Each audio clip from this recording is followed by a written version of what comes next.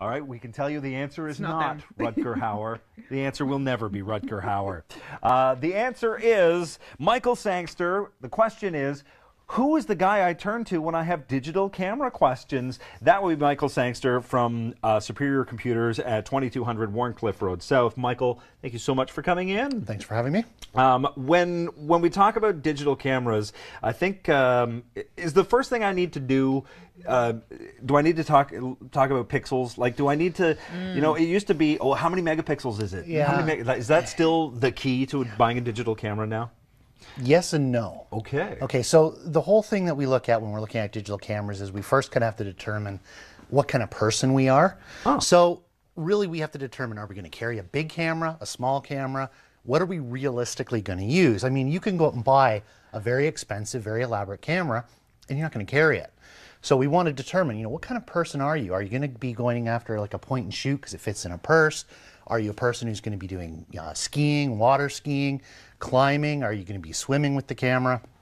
There's different choices, but pixel count does come into play a little bit.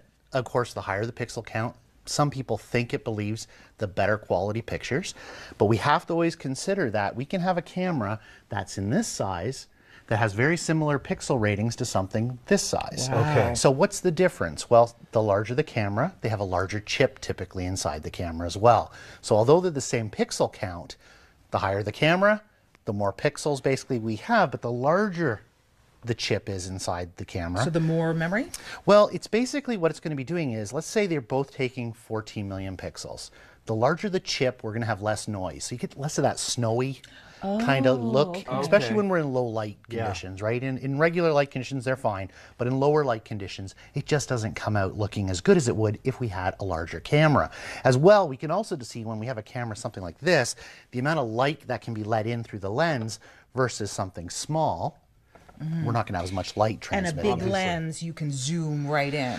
Yeah, and zoom is kind of one of those things we always like. Zoom just basically means we're going from one position in a lens to another. See, I sound like so I don't we know can what I'm talking about. see, we can have a small little point and shoot camera, something similar to this one, that has an incredible zoom range, right? They don't have to always be, you know, a really big camera. We can have something very small that has like a huge zoom. Whoa, look right? at that puppy go. Oh, wow. It's able to pull things in nice and close, pull things in closer so we can see it.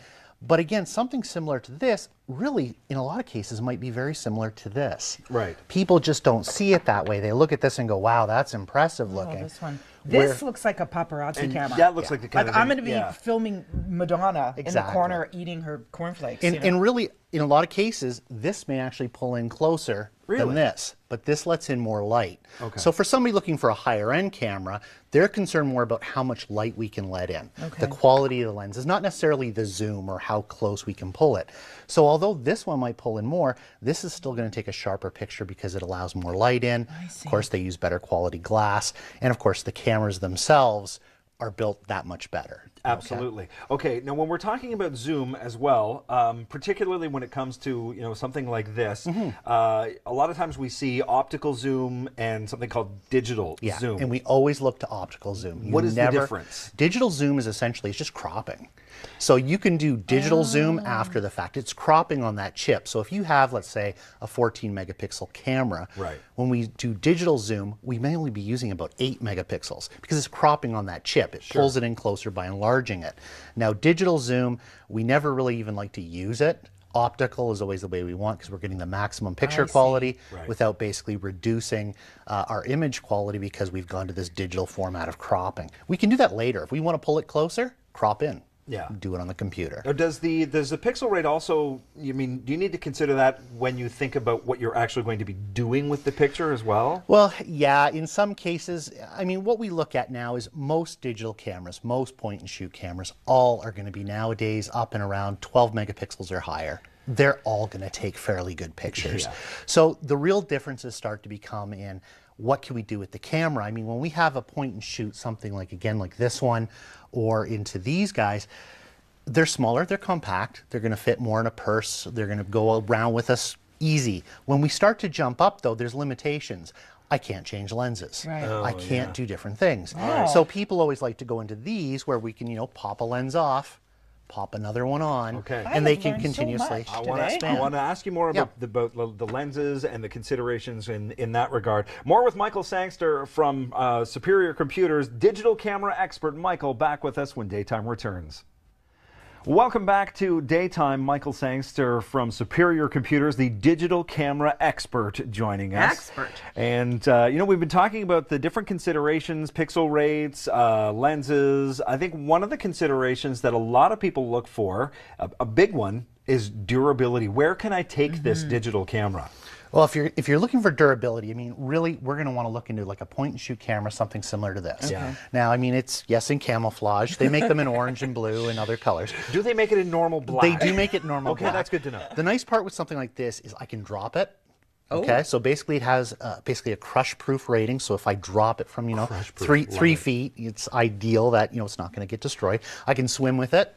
So this I can take down underwater. I can actually not just get it wet, but actually swim with it. You can actually take pictures underwater. Take pictures underwater that's the with key. it. That's what I Yeah. want. I can also use this type of thing. So if I'm a person who's into skiing, right? If it gets in the snow, it's also really good in the cold. So again, it's what they call freeze-proof. So no chances really of it getting fogged up. The other thing that's really nice about a camera like this is it has what's called geotagging in it. So as I go out and I'm on vacation and I'm snapping pictures, it's actually recording physically where I was on the earth. So you could be out on a boat. I've taken trips where, you know, where you're out on the catamaran trip and you're out there and you can actually pinpoint different spots on a map where exactly you were. Look at satellite views of it and be able to say, I was exactly at this point when I took that picture. So it's a great way. One of the other considerations for people with their digital cameras too is storage, which is really cool because that one has Wi-Fi access too, right? That's right. So as we start to get into some of the more advanced ones now, they're adding in Wi-Fi. So it's really for the availability of us to take our pictures and instantly transmit them up to our computers. Right. Some of them that will also go directly to our cell phones to go directly to our computers. So they'll link in with, let's say, our Android phone or our iPhone, and then be able to go and connect directly back into our computers for download. All right. Well, let's get back to the to these big mammoth puppy, these big manly SLRs. This is big. I wouldn't want to put this in my purse. Is the SLR market expanding to, you know, just vacation photographers, or is the SL market still for, you know, semi-pros? It's a growing industry. Like people still think of, you know, these little point and shoot cameras, but what we've all found is people go back to where they were. Like my dad had a great camera and he used to get really good pictures, and my pictures are okay. They're not great. So how am I going to get better ones? And so now we have people who are going into SLRs, and the market's growing, and there's a huge variety. Anywhere here, for instance, on this counter, for these SLRs will range anywhere from around, you know, $650 up to, you know, $3,000 for just the camera. Sure. And then we add the lens. Now, for those who aren't photographers, SLR means what? Single lens reflex. Okay. So the idea is that the light transmits through the lens and then it hits basically a mirror, which goes into what's called a pentaprism at the top and out the back, so I can see it. You'll notice these actually have conventional viewfinders on them, so I can actually see through the lens. I get it. Now, because these are kind of big and bulky, a lot of people still want to have that capability of, you know, I want the long zoom, I want interchangeable lenses. So they've come out with cameras like these. These are micro 4/3 cameras. They're still interchangeable lens. Okay? So it's like a baby SLR. It is. And essentially it's a little smaller chip than what you would get in here, but bigger than you would get in here. So you're going to get better quality pictures, much, much smaller. And again, when we take a conventional, let's say 35mm SLR, and I have my standard lens, and then I add my telephoto zoom, it's a lot to carry in a bag. Sure. But I can take something like this in a micro 4/3, and I have my two lenses much smaller. So you just pop that on. Exactly. Okay. Same range, but again, in a much smaller, more compact size, but better than a compact point and shoot. Right. Into the next level. I think that's the misconception. When people see a big lens, they assume that equates to much more telephoto action, Yes. much closer. Most people That's what think I thought. that's right. They think the zoom is all regulated by the size of the lens. It's usually the amount of light being let in. This up here is a very, very huge kind of big lens, but this is for like ultra wide. Still a huge lens, but it's really for ultra wide pictures, not telephoto. Okay. This type of lens is great for if we're doing sports action though, and we're trying to stop and freeze action. Right. The more light we can let in through the camera, the faster the shutter speeds we get, and we can freeze that action. So people shooting with an SLR are always typically going to have an easier time doing those sports pictures of the kids. Right. They can freeze the action because there's more light. Larger lenses equal more light, faster shutter speeds. The learning curve for going from a point and shoot though to an SLR, or even, you know, one of the baby SLRs, it can be huge. It can be, but here's the great thing. Now, because of the new advent of the way they've designed cameras, they all have program. It sets it all for you. Yeah. They're all autofocus. It does it for you.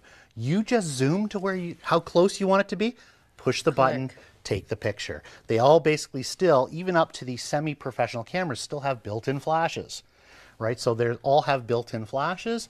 Again, it's as easy as using a point-and-shoot camera. And that's where a lot of people now are going to that next level. They've had these, and they do a really good job. These do a great job. And again, when you start to get in around 650, yeah, it's not so hard to bite to get that really good picture. All right, but if I still need more help, just stop by Superior Computers and ask for Mike. Michael Sangster from Superior Computers, thank you so much for this. Thanks. We're off to check in with Tim O'Neill from Inside London with Daytime Returns.